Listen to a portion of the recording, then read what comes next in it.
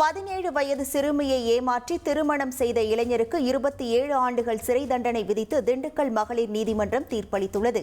சிவகங்கை மாவட்டம் இடையக்காட்டூர் பகுதியைச் சேர்ந்த அஜித்குமார் என்பவர் மதுரையில் உள்ள தனியார் மில்லில் வேலை பார்த்து வந்துள்ளார்.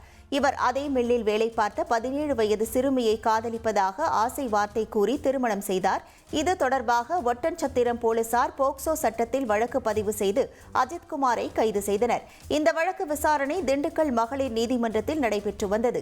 விசாரணை நிறைவு பெற்றதை தொடர்ந்து குற்றம் சாட்டப்பட்ட அஜித்குமாருக்கு 27 ஆண்டுகள் சிறை தண்டனை மற்றும் ரூபாய் 10,000 அபராதம் விதித்து நீதிமன்றம் தீர்ப்பளித்தது. சென்னை திருவொற்றியூரில் எருமை மாடு மோதியதால் இருசக்கர வாகனத்தில் சென்ற நபர் பலத்த காயமடைந்தார்.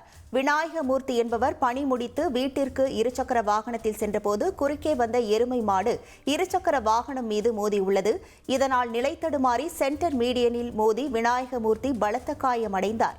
அப்பகுதியினர் அவரை மீட்டு சிகிச்சைக்காக அரசு மருத்துவமனைக்கு அனுப்பி வைத்தனர். திருப்பத்தூர் அருகே விவசாய நிலத்திற்கு தண்ணீர் பாய்ச்ச சென்றபோது விவசாயி மின்சாரம் தாக்கி உயிரிழந்த சம்பவம் சோகத்தை ஏற்படுத்தியுள்ளது.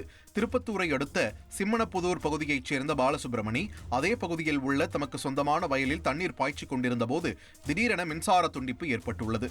உடனே பாலசுப்ரமணி அதனை சரி செய்ய முயன்றுள்ளார். அப்போது எதிர்பாராத விதமாக மின்சாரம் தாக்கி தூக்கி வீசப்பட்ட அவர் பரிதாபமாக உயிரிழந்தார். ராமநாதபுரம் மாவட்டம் பாப்பார்கூட்டம் கிராமத்தில் வளர்ப்பு நாயை காப்பாற்றச் சென்ற சிறுவன் மின்சாரம் தாக்கி உயிரிழந்த சம்பவம் சோகத்தை ஏற்படுத்தியுள்ளது. தர்மர் என்பவரது மகனான கௌஷிக் என்ற சிறுவன் நண்பர்களுடன் வயல்வெளி பகுதியில் விளையாட சென்றபோது அங்கு மழையால் பனைமரம் முறிந்து விழுந்து மின்வயர் அருந்து கீழே கிடந்துள்ளது. அப்போது கௌஷிக் வளர்த்து வந்த நாய் அருந்து கிடந்த மின்வயரை மிதித்து மின்சாரம் தாக்கி துடிதுடித்துள்ளது.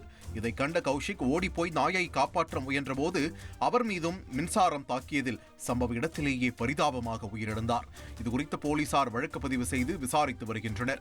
நாயை காப்பாற்ற முயன்று சிறுவன் உயிரிழந்த சம்பவம் கிராம மக்களிடையே பெரும் சோகத்தை ஏற்படுத்தியுள்ளது. செய்திகளை உடனுக்குடன் தெரிந்து கொள்ள உடனே சப்ஸ்கிரைப் பண்ணுங்க.